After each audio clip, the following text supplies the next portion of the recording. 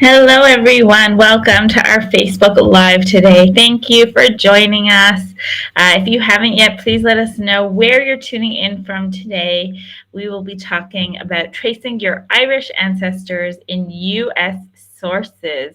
So, a fantastic topic. A lot of people with Irish roots that are living in the United States or who have family in the United States. I know that this will be a very interesting topic for a lot of our viewers. So if you haven't yet, please write in our chat and let us know where you're joining from. I see Kathy from Cincinnati, Ohio, and we have Linda from Pennsylvania, Dennis from Long Island. Thank you all for tuning in and for letting us know where you're joining us from today. We're excited about today's session. We have a special guest with us joining us from Legacy Tree Genealogists. So it's going to be a great one. Really, they're all great. All of our Facebook Live sessions are just, exciting and different, and they all raise different topics and teach us about different aspects of genealogy and family history. So we just are so excited to learn from each and every one of them. For those of you who are new to our Facebook Lives, you can watch all of our old sessions on the MyHeritage Facebook page under the videos section. So make sure to check those out. Lots of fantastic sessions ranging from topics across the board: DNA, genealogy, family history, MyHeritage tools and features, hints and tips. So lots to learn. Really, it's hours and hours of family history watching that can just take you away. So definitely make sure to check those out. We also have a giveaway for today's show. So since we'll be speaking about historical records, we will be giving away a MyHeritage Complete Plan to one lucky viewer in our audience who tells us about what they've discovered in a historical record on MyHeritage, something exciting, interesting that they didn't know about that they uncovered on MyHeritage in a historical record. So it could be in the recent 1950 U.S. Census, which is being released slowly for searching, or it could be in other collections on MyHeritage. So we'd love to hear that. Just leave us a comment in the comment section, and we'll choose one lucky viewer at the end of today's show to win a MyHeritage Complete Plan. The Complete Plan is the best plan we have to offer at MyHeritage. It will give you access to close to 17 billion historical records, unlimited family tree size, free and unlimited access to all the MyHeritage photo tools. That's the MyHeritage in color, the MyHeritage photo enhancer, deep nostalgia, and MyHeritage deep story. So really an incredible prize for one lucky viewer in the audience here. And of course, feel free to leave questions and comments throughout for our speaker or for us at MyHeritage. We'd love to hear from you. So feel free to use the chat throughout today's session. So I'm going to introduce our speaker. We have with us Christy Fillerup, and she is a senior researcher and professional genealogist at Legacy Tree Genealogists. She'll tell us a little bit more about herself as we bring her on to the show. It is her first time joining us on a MyHeritage Live, so we're so excited to have her here with us today. Hello, Christy. Hello, thank you so much for having me. I am just thrilled. I'm wishing that I could win that giveaway.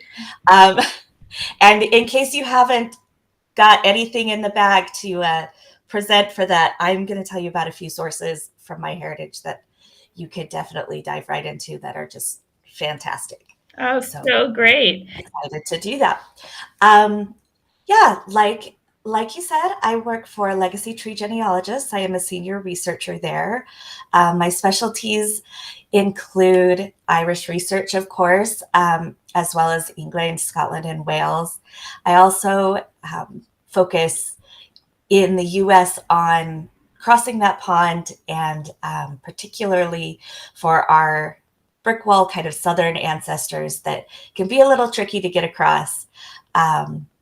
And that's my focus. We love to help out clients wherever we can and help you learn to kind of do it yourself. Fantastic. Well, we're excited to learn from you today. So Yeah, we're Well, really thank looking you. forward. Should we bring up your slides? Yeah, let's do it. If you'll go ahead and bring in Okay, my slides, we'll get started. sure. So here we go, putting them into the, let's see. There we go. Take it away. Okay, so we're going to focus today, we're going to focus in really tightly on US records. And when you first find out that you have Irish ancestors, there's kind of this plethora of emotions, and you want to immediately jump across the pond and dive into those historic records over there and just discover everything you can about the townland that you were from. Um, we're going to walk through how to do that a little easier by getting everything you can here in the US. Like I said, when you first find out that you have Irish research, the first thing that you're going to get is excited. At least if you're like me. You know, there's this zeitgeist around having Irish ancestry, right? Everybody wants to be Irish. You're looking through the census. Side note, work with the census on MyHeritage. Their images are pristine. Definitely the best. So you're going through the census. You finally find your guy, John Hackett. We're going to work a lot with the Hacketts today. He's living with his son-in-law, and you find, oh my goodness, he was born in Ireland. What do I do next? You're thinking clovers, you're thinking flags, kiss me, I'm Irish, green beverages. And then you start to learn a little bit more about researching Irish ancestry. Maybe you talk to some other researchers who start to tell you things like, well, when you're researching in Ireland, most people have the same surnames and even fewer given names. We're going to be looking at a lot of Patricks, a lot of Jameses. Because we like to recycle names in Ireland, we're also going to recycle names of locales, including all the way down to the townland. There's extensive record loss, which I suspect most of you know if you're here today, and a propensity for our Irish ancestors to guesstimate their age. And this is one that not everybody is familiar with, but our ancestors, and particularly our Irish ancestors, they just weren't that worried about exactly how old they were. They may have known and estimated when somebody asked them, or they may have not known exactly how old they were or exactly their birth date. So when we're looking through records, if you see somebody, that's born in 1853, and then you've got an 1855, and you're thinking, can't be the same guy, don't throw those out. They absolutely can be the same guy. We've got to gather more information before we can make that statement. So reality setting in. And the other thing that our ancestors, our Irish ancestors, depending on when they came, it may not have been very safe for them to be Irish, depending on where they were going. So they may be actively hiding their origins from you as well. And then we become overwhelmed. This picture right here is of the Four Courts fire of 1922. That's going to be our biggest record loss event. We're losing all of those early censuses. We're losing half of our Protestant or our Church of Ireland registers during that 1869 to 1922 period. We're losing most of our wills and probate records and most of our early court records. And then to add insult to injury, our dear friends in the Irish government did decide that after the Four Courts fire, those 1861 to 1891 censuses were pretty disposable. Once they tabulated the data, they did not keep those record sets. However, if you're lucky enough to have late immigrating ancestors, you do have a 1901 and a 1911 census that can be extremely helpful for you. So Don't be overwhelmed. The next stage, and the stage that I'm going to get you into today, is hope. There is hope. In fact, there's a lot of hope. There are all kinds of ways to get success in tracing your Irish ancestors across the pond. It may be more difficult than some, but it is not impossible. And what you really are looking for here is determination. We're talking about hope, but we mean determination. You're going to need it. And with a little determination, you're going to find those ancestors. So, a few beginning concepts before we delve into resources. When you're starting to dig into these U.S. sources, you're looking for anything, any clue that your ancestor may have given you about where they were born. They're getting asked this by lots of officials, especially while they're immigrating in, if they're naturalizing. And they may be real general. They may tell you they're from Ireland. In fact, they will frequently tell you they're just from Ireland. Or they may be very specific.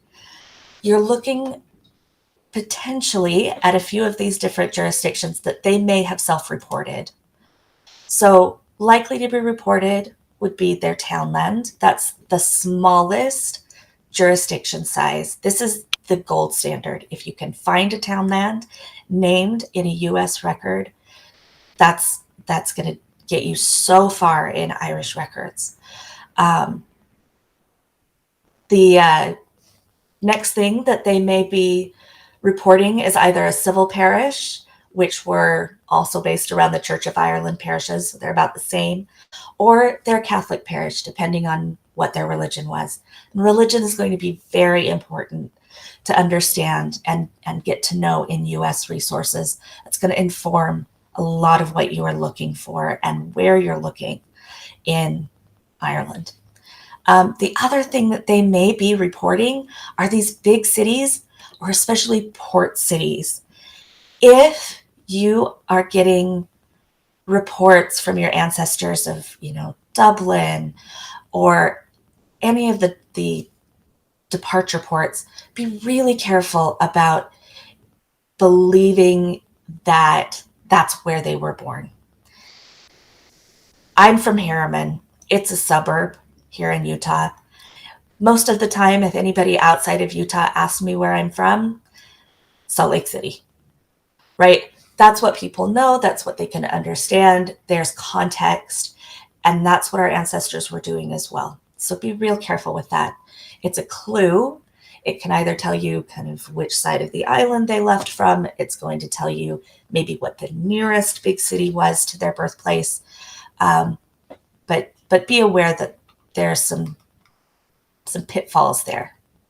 Less likely for them to have reported, but still possible, are the district electoral divisions. So basically, they gathered up several townlands, bundled them up into a DED, and said, you're all going to be together for some of these government functions, especially governing the poor. And then they gathered several of those up, bundled them up, and called it a poor law union. Unless your ancestor was in a workhouse or something like that, these are much less likely to be reported. But be aware of them. They are a possibility, and they're going to help you know where to look when you're looking at Irish records. So once we understand our jurisdictions, the next kind of general task you're going to want to do is go to a website called John Grenham's Irish Ancestors. Now, this is not a record site. This is not going to give you, baptisms, census records. It's not going to give you any original records. What this is it's a data aggregation site. It's going to give you information about places and surnames that can direct your research. One of the most helpful things that John Grenham has put together for us is he's done a survey of the Griffiths valuations in Ireland and put that information together so that you can put your surname here in this surname search box. And like I said, we're going to work with Hackett's a lot today. So we put in a Hackett. We're looking specifically today at where did they show up in Griffith's valuation and what were those variant spellings, so I know what I'm looking for in records in the US. This is what comes back. What this map is telling me is that we've got a lot of Hacketts that are coming from up here in the north, and then a smattering throughout. It's a common enough surname that we can't really make any firm conclusions about, oh, well, they must have come from here. But what we can do is start to say, this is where I am likely going to be looking. The other piece of information that's extremely useful from this site is the name variants. So these are all the name variants here at the top that turned up in the valuation. And then down here at the bottom are other variants that turned up in other sources. So he aggregates lots of different data sets. You can explore those on his site. But you're going to want to look for all of these variants in US records. Now, one search tip, especially in online databases, is you're going to wildcard those vowels. The most likely letters to be misheard, miswritten, accents to kind of mess with are vowels. Think about an Irish immigrant telling a German census taker where they were from. You know, those vowels are going to get smushed just a little bit. So for Hackett, an H wildcard, which is that little asterisk on most sites, and then a C or a K. We're going to do it both ways. Sometimes you had both a C and a K, sometimes just one or the other. And then another wildcard for that E, because again, it could be Hackett with an I, Hackett with an E, and then a T at the end. And that's going to bring up all those variants for you at once, so you're not doing it one at a time. Going to save you a lot of time that way. So we put in, and guess what we find?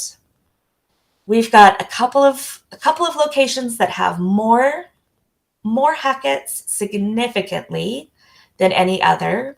Again, this is just giving us a feel. It's a clue. It's not, now I'm going to immediately look in Tipperary for my person. They must be there.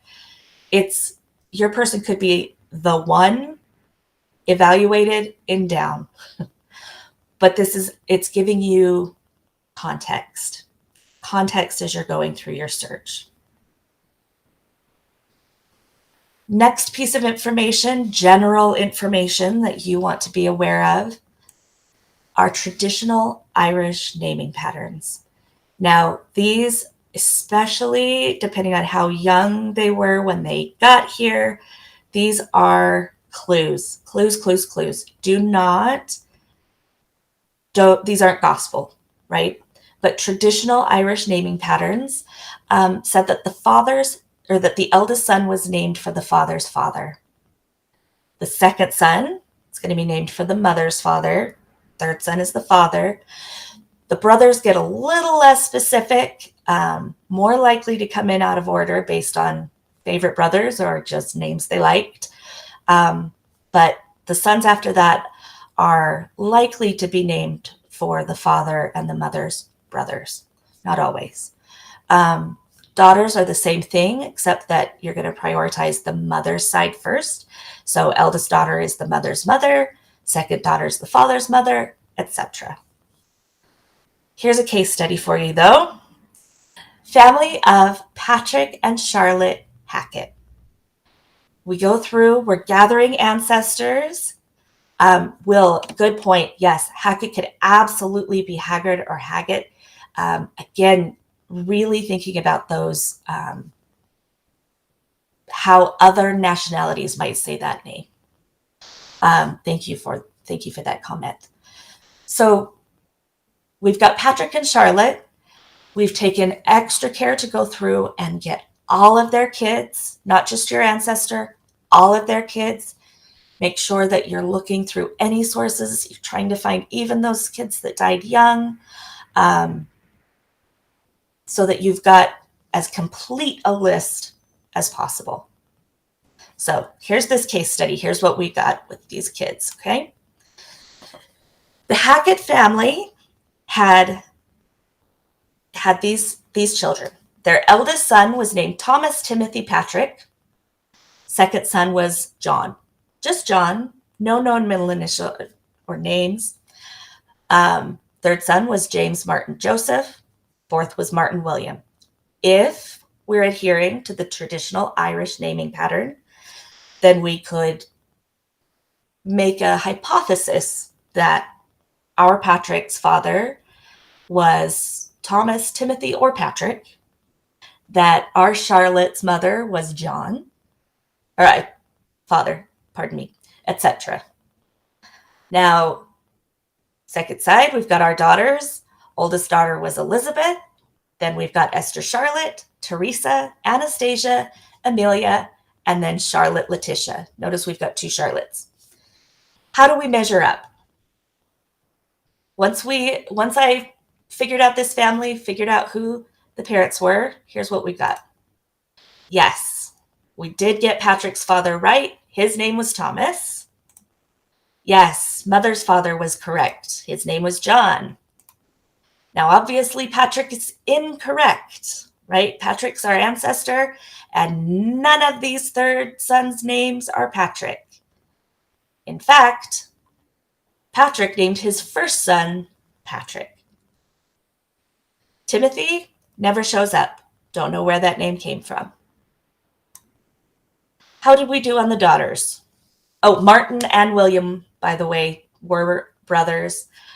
So were James and Joseph. Martin may have been a favorite brother. Don't know why that name was used twice. On the daughter side, we got mother's mother correct. She was an Elizabeth. We got the father's mother correct. She was an Esther. Do you remember what the mother's name was? Not Teresa. She was Charlotte. So you can see this family is adhering at the highest level, right? They're honoring their parents, and then they're veering off of it. This is not unusual. This is a use it. Don't throw it out just because I'm showing you where it can go wrong. It is very useful. Lots of people, especially in those father's father, mother's father levels, but they can be wrong. So don't make it gospel. Notice that the mother used her name twice. Anybody have any guess why that name was used twice? Esther Charlotte died. She died young. And so Charlotte, the mother, they decided to use her name again.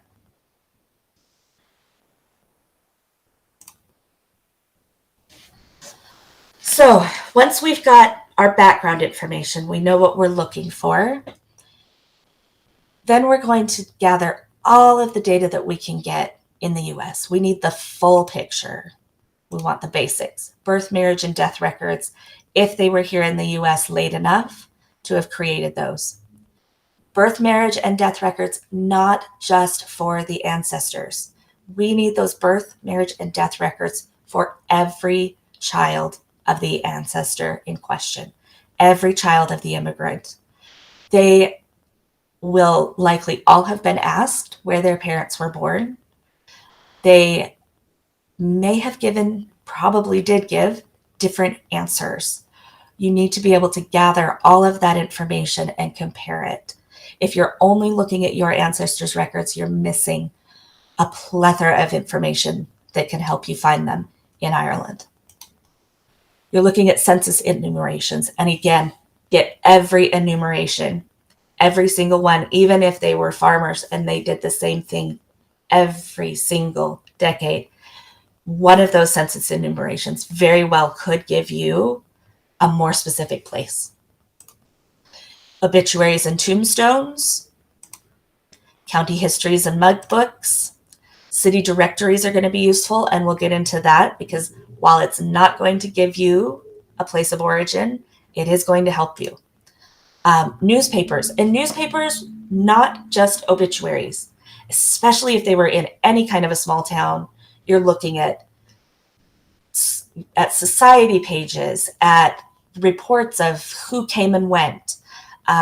There's lots of information in newspapers beyond just obituaries. Military records, especially draft registrations and pensions. Immigration records, and we're going to get into those quite a bit. We've got passenger lists, naturalizations, Canadian examinations, and border crossings. And these are particularly important for our mid-1800s to late 1800s Irish immigrants. And then we're going to look at more advanced records, and these are important. Don't skip these because they are time-consuming. We're looking at deeds, probate, court records, tax records. We need to be able to differentiate our ancestor. Remember, we've got same surnames, same forenames, same place names. We have to know them inside and out. We have to know who they were, what they were doing, occupations, anything that can help us point to a specific person in Ireland and say, yes, that had to have been my guy. Along the way, while we're gathering all of the information, we're going to collect associates and family.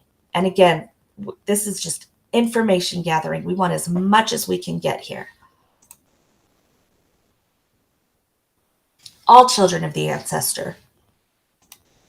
Any known siblings of the ancestor. And the siblings' children. All of them traced as well, because if you can prove that your ancestor had a known sibling, and one of those siblings' children named a specific birthplace for their parent, that gives you a place, at least a starting place, for your ancestor. So again, every individual. The other thing to be aware of with those known siblings is their children, they may have named their children more closely to that Irish naming pattern. So let's say that John Hackett arrives and he and his 3 brothers all start having children here in the US. John is kind of loosey-goosey with those naming patterns. Patrick is a little more specific. And James, he is adhering to that. They are in order.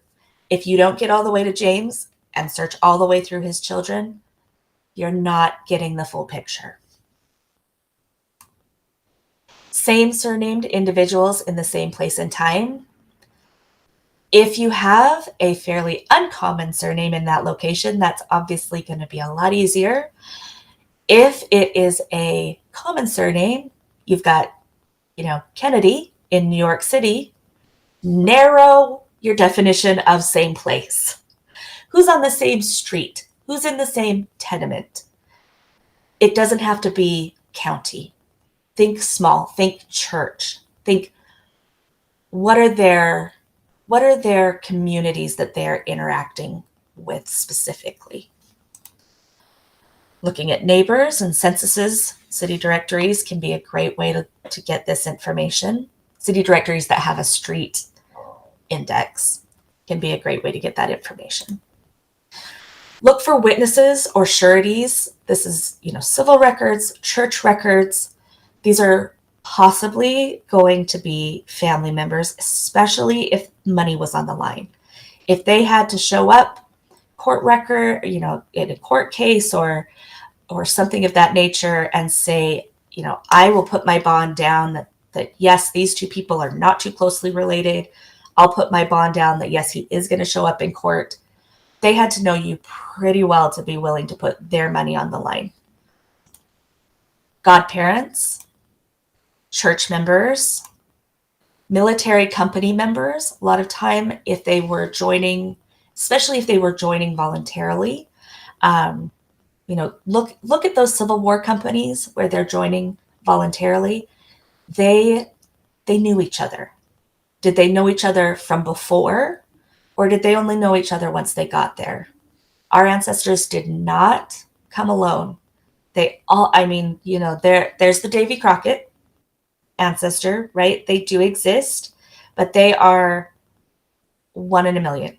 Our ancestors came because they knew somebody, or they knew somebody who knew somebody. They came for a reason. Something pulled them, and something also pushed them from where they were. Look at people who are traveling on the same ship. Don't assume on a passenger list that they are listed in family groupings. Especially men and women were often listed separately. Look at those who are buried in the same plot, especially in places where they were doing multiple burials in one grave, which is more common in the old world than here, but did happen. Or just in family plots, who else is being buried there? So let's dive into one of the first things that comes to mind when we think about tracing our immigrant ancestors, right? Passenger lists. So our passenger lists, we think this is going to be it. It's going to tell us everything I want to know. Often, though, it's only going to give you a country. It's going to confirm what you've already found out. It's useful for providing details of travel companions. Port of departure could be interesting. Sometimes an occupation, sometimes a destination. Here's an example for Isabella Hackett. She arrived. Sorry, let me down. She arrived in 1872, and this is her entire entry in the passenger list. Her name, her age, her sex or gender, that she was a matron, which in this passenger list was differentiated from wife and there were matrons, wives, and widows. So matron pretty much incorporated everybody that was not married. And she was from Ireland. And that's it. That's what we know. However, immigration records aren't going to fail us because we're going to turn to naturalization. Naturalization had several parts. When you first arrived, or within pretty soon after you arrived, most immigrants, and I'm going to show you a woman, which is a little bit unusual. Most women were naturalized by their husband's naturalization, but she was single, so we're going to look at her by herself. Declaration of intent. They went into the court and they said, I intend to give up my citizenship in Ireland and become a citizen of the US. Next step was their petition. I would like to become, and they're providing a little bit more information, and they're renouncing officially their citizenship. And then the last step is, yes, you are a citizen. We have granted you this. So case study, we've got Ellen Hackett. Ellen Hackett is 26 years old, and she is a housewife, which we think, okay, she's married, right? However, look down here at the bottom, not married. So being really cautious about making any kind of assumptions based on some of these descriptors. So she's 26 years old. She arrives. What was the date? Sorry.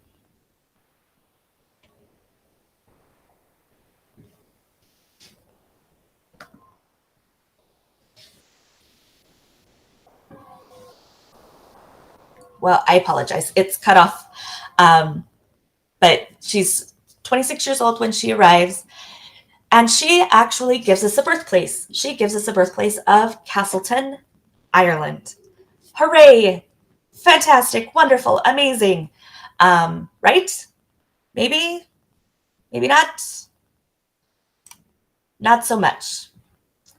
There are 33 Castletown, Ireland localities, townlands in Ireland across many different counties.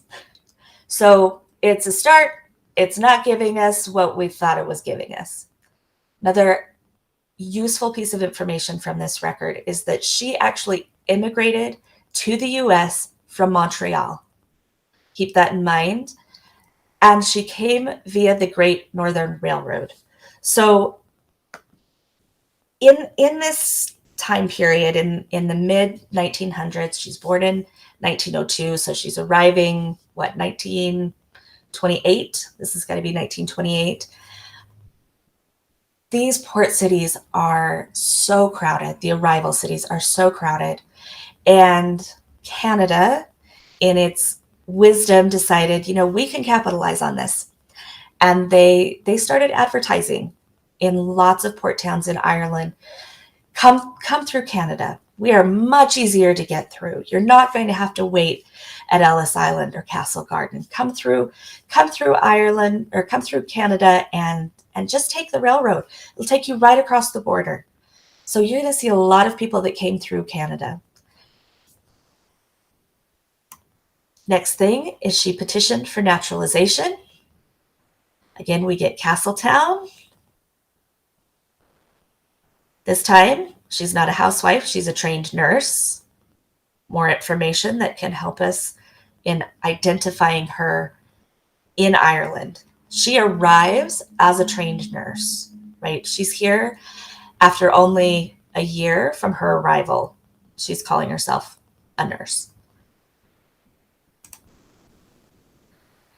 Another piece of the petition is the affidavits of several witnesses that are saying, yes, she has been living here for the last year. These people knew her. They may have known her only in Chicago, where she was living. They may have known her before. Add them to your growing list of friends, associates, family, neighbors. These are the people you're going to be also researching for their origins, looking for them in Ireland as well. So, like I said, where's Castletown? We're going to go back to John Grenham's site. We're going to plunk that into place name. This is a fabulous tool. It's going to give you all the information he has about that location.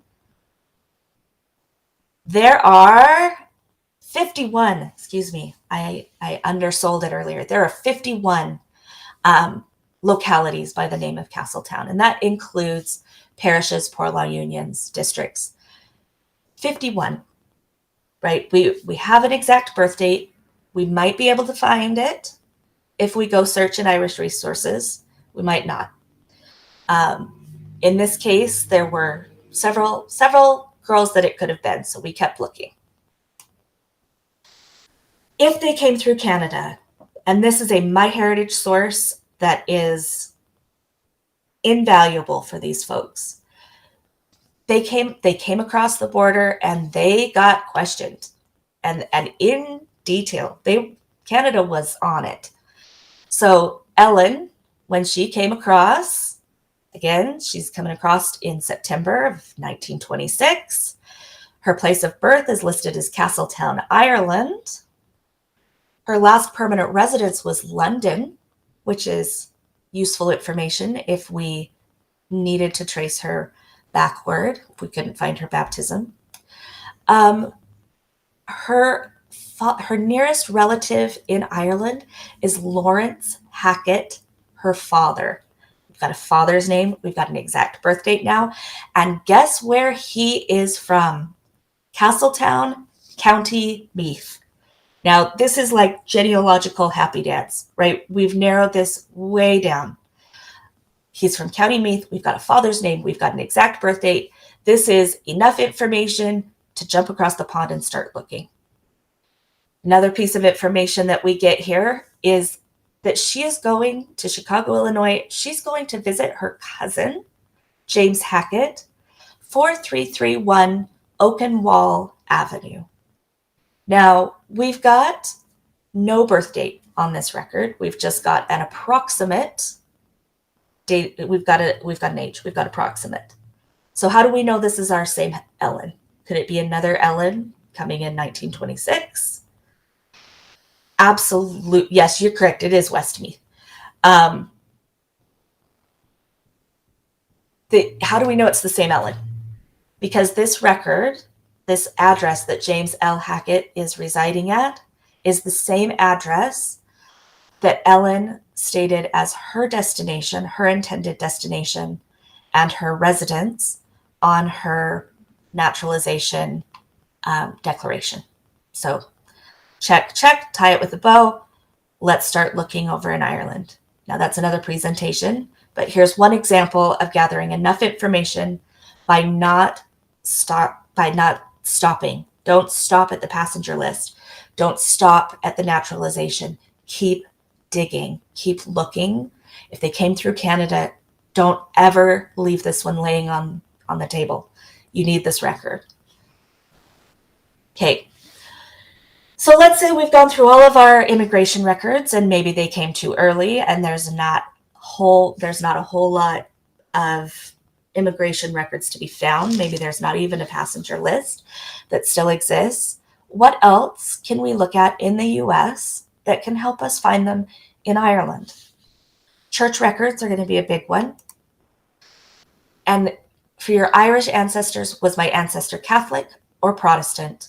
And to some small extent Presbyterian, right? If they're coming from the north, if they're more Scots-Irish, then we're also getting that Presbyterian. But we want to know, were they Catholic? Were they Protestant? Wherever they're attending church here, that's same thing, right? They're not going to be Protestant in Ireland and come here and be Catholic. It's very, very unlikely. Church records in the US may provide birthplaces. They don't always. They can just be one line, so-and-so baptized their child. Even without that, though, again, they're giving you those names of associates and family members who then you can research. They may be providing where they came from. It's all about spreading out that web and coming back down. Spreading out that web and coming back down until you find somebody that was more forthcoming with their origins. If you are researching in a big city and there's not, one Irish Catholic church nearby, use city directories in conjunction with maps to determine where was the nearest church, what's the most likely. Doesn't mean they attended the nearest church, but that's where you start. What is most likely, and then moving out from there. So here's an example of a Boston Catholic Church marriage record that is a lovely example of why we always want to make sure we're getting not just the civil record, if it exists, but also any kind of a church record. This is available through New England Ancestors. So we've got the marriage of Timothy Murphy and Marion Shea, and we get not only their parents, so the groom's parents are Patrick Murphy and Mary Sullivan, but we also get the exact location, the Catholic parish, and the baptismal date. So that was enough right there, along with what we already had to delve right into Irish church records. Bride's parents, Jeremy Shea and Nora Harrington, again, the exact place they were baptized. Notice that they were baptized in the same Catholic parish.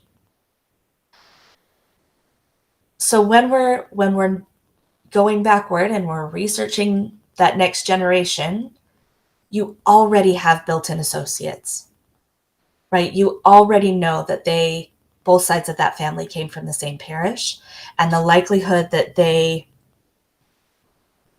knew each other is much higher.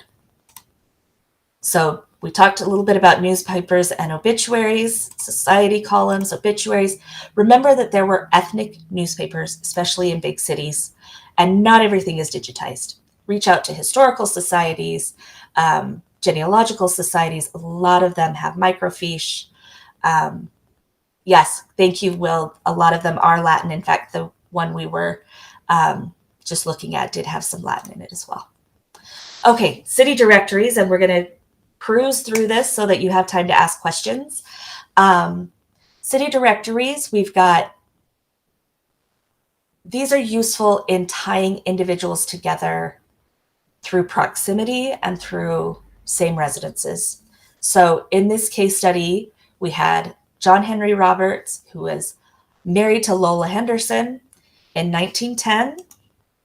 They were living at 303 Cora Street in Indianapolis. This is in Indianapolis. And then they disappear. Can't find them for quite some time. By 1920, they've moved on. 1912 through 1917, Amanda Smith is residing at 303 Cora. John Roberts, 1913 to 1915, pops up. But after 1970, we lose this Amanda Smith that we don't know who she is, and we lose Roberts. We lose Lola and John. Where did they go? But we pick up this Steph, or it's Stephen Smith. He is living in the same household. So who is Stephen Smith? Well, by tracing him forward, missed a step. In 1917, Amanda Smith, there was a death certificate for Amanda Smith with Lola Roberts as the informant. No relationship. So we still don't know how these two are related. We just know they're residing in the same household off and on. Stephen moves in 1918. We move him forward, and he is the son of Amanda Henderson, which was Lola's maiden name, and Harvey Smith. Lola, it turns out, was a previous child of Amanda's from before she was married. Searching in that place for Lola Henderson with her known birth year returned a baptismal record that proved the connection, again, that she was the earlier illegitimate child. If we had not traced those residences, we absolutely would not have. We may have determined or hypothesized that Amanda and Lola were related. We wouldn't have had the Stephen Smith connection that gave us the evidence we needed to know that Amanda was previously a Henderson. More advanced records. Again, this is all about collecting associates. The likelihood that any of these are going to give you an exact place or date are minimal at best. Don't skip them though, especially if you've gone through everything else and you're still facing Ireland or maybe just a county. Delve into these, collect those associates, and then research the associates, right? Once you've got somebody that is continually putting up money, they're a surety, they are a godparent, and even if that surname's not the same, research that person. Bring them forward. What did their children say about where they were born? And then look for your person there. We're going to skip we'll go fast. George Washington Crowe. All we knew was that in 1860, he was born in Ireland. He claimed, census. But everything else, once we researched him, said Pennsylvania. He married, and this is why associates are important. This is our case study. He married Hannah White. He didn't interact with any other Crow individuals, and then he died very soon after his marriage. None of his children knew anything about where he was born. All of them said Pennsylvania. Researching Hannah's family, we learned that Hannah's brother, James White, married Eliza Jane Crowe, C-H-R-O. These are interchangeable in the records. They're coming up with both ways. Then we research Eliza. She lived in a neighboring county. She actually lived in Ireland County, Pennsylvania, which is super useful. Not Ireland, Indiana County, Pennsylvania, which is why several times some of George's kids thought he was born in Indiana. So she lived in a neighboring county before her marriage. That's why we didn't see her when we were looking for George associates with the same name before. She was named in John Crow's will in that neighboring county, along with two other minor sons and a general mention of children who had already received their portion, one of whom could have been George. John was allegedly born in Ireland, according to his census records, before he died. He purchased land at the same time as a man named James Crowe, who was also of Ireland. Both John and James had sons of an age in those early census enumerations that we only get tick marks to have been George W. So here is our chart. Here's how we come up with the fact that we believe now that George W. Crowe was either likely, not positively, either the son of James or John in the neighboring county. And that's all through researching these in-laws. If we hadn't researched the in-laws, we would not have had a lead. This is still an open case, so tune in next time for whether or not we determine if it was James or John or somebody else entirely. So now that you're armed with so much more data, you can move on to Irish records. And again, that is a presentation in itself, but some of the sources that you will be looking at are Irish civil registration, Catholic, Protestant, or Presbyterian church records, late census records, or a few fragments from those early ones, valuation records, some lesser known sources or trade directories if you know occupations, workhouse records, and school records. There are others. But you're armed now with enough information to say with confidence, that is my family. They are interacting with the same people in the US and in Ireland. They have the same occupations. They're in the locations that I'm expecting in about the same time period. It's enough, even if it's indirect evidence, because maybe your baptismal records were destroyed. It's enough to say, this is the most likely outcome. So that's my presentation, but I'm happy to answer questions. I know we're getting to the end of the hour, but I'm happy to stay for a while and answer questions. Thank you so much, Christy. And I think this was such a great, a great topic to discuss. I think we've discussed Irish family history before, but this was kind of from a different angle. So, as you said, across the pond. So it was really, really interesting. So thank you so much for all the hints and tips and advice that you shared with us all. Sure. I hope it's helpful for somebody. I'm sure it will be. And for those of you just joining us or who joined us late, feel free to go and check out the presentation later in case you missed any of it under our video, on our Facebook page under our videos section. So we do have we'll take a few quick questions before we give away our prize to one lucky winner. Again, you can still enter now, last few moments to enter to win a MyHeritage Complete plan. Let us know what you've learned in MyHeritage historical records. So in the meantime, we have a question here from Cindy. She asks, what is a valuation record? So when we're talking about valuation records, we're talking about Griffith. It's called Griffith's valuation. And we're looking at, so it was part of the difficulty with this record is it was undertaken over a long period of time.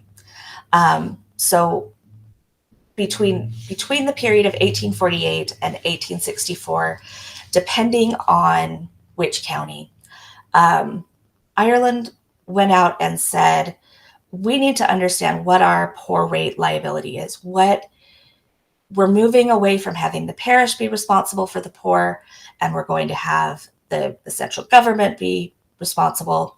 So we need to go out, we need to understand, what do our people make? What's the least we can pay to take care of those people? And they went out and they asked people about their property. What did they own? Where did they reside? And all of that has now been aggregated and is available online for free through the National Library of Ireland. And those, it's not just the statistical data, those actual schedules are available, so you can look for your family specifically as well. Fantastic. I see a question here from Will, who asks, "What are the cities in the U.S. with the highest Irish populations?" Great question. And that's going to depend somewhat on the time period. But the three that come immediately to mind are going to be New York. If we're looking at big cities, are going to be New York, Boston, and Philadelphia. Those were really high population areas. There were a lot of opportunities. And then again, once we get that Canadian scheme happening, a lot more were coming in through the Midwest, through Michigan, and into the Midwest. So interesting. I actually just finished a book where the main character came in from Dublin to Philadelphia. Oh, nice. So, Yeah, definitely a commonplace. Unfortunately, I don't know if it's unfortunate. It can be overwhelming when they come into those big cities to narrow down, especially with those common names. Which again is why we're really trying to narrow in and differentiate our people. How were they different from everybody else? let's see. We have a question here from Lori who asked, "When did the Canadian crossing cards begin?" That is a great question, and I don't know off the top of my head, so I'm going to look that up. Give me 1 minute. Okay. They varied over time. They didn't always give as as much information as they did in the 1900s. And just for those of you who are still who still haven't entered, make sure to leave us a comment and let us know what you've discovered in MyHeritage Historical Records. We'll be giving away a MyHeritage Complete Plan any moment. We're just going to take one last question after this one. Okay, so the main bulk, when they really organized it, began in 1895. There are scattered crossing records before that, but they are not well organized and they were not consistent. So 1895 forward, you can pretty well expect that if they came through Canada, you're going to have that card. Before that, possibly, and it's going to have less information. Okay, so we'll just take this last one from Elaine, and she asked, "Did immigrants often move among the main three cities, or did they usually stay in the city once they got there?" If they're coming into one of those three main cities, they're not typically moving between them. They may be initially settling in a big city and then moving westward. But again, because they're congregating with people they know. So the likelihood that they've chosen Philadelphia or New York or Boston or somewhere else, that's going to be based on who they already know there. And the likelihood that they have that network in two different big cities like that is fairly small. Unlikely. And I have a question myself, actually, because I know we talk a lot about how they didn't come alone and they often came with families. So what was more common, that kind of family sent one representative to do well or to prosper in the United States, or that it was more common for a family to go together? Definitely more common for extended family groupings to have young men come first. So notice that Ellen, that we talked about, that Ellen Hackett was coming. She was young, she was single, no other Hacketts on that passenger list, but she came in and she was going to meet with her cousin. That cousin actually was one of the very first Hacketts that arrived. So they're definitely sending those young men. They're adventurous. They're likely single or potentially newly married, but leaving their wife back home until they're settled. Families came, absolutely. But when they're coming together, you're more likely to find an established network than the people laying the groundwork for the network were going to be generally young men. Okay, understood. Fascinating point of time in history when Definitely all these immigrants, and very, very interesting. Okay, so now we have the pleasure of giving away a My Heritage Complete Plan.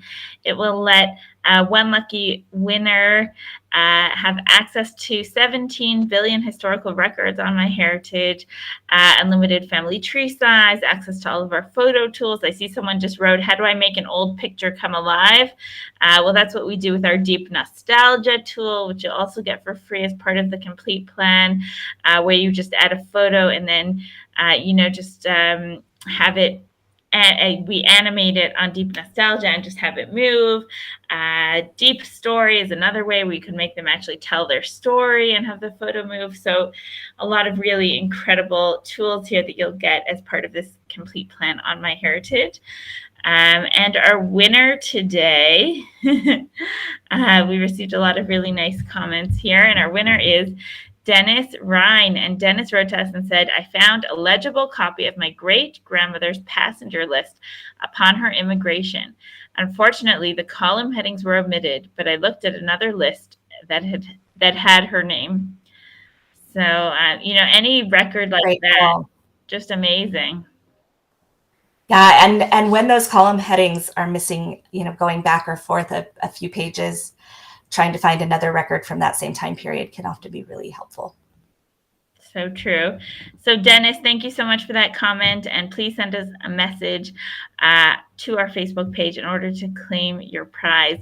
Thank you everyone for joining us today. And Christy, thank you so much. This was such an interesting session, and we hope to have you again in the future. Thanks for having me. My pleasure. Have a great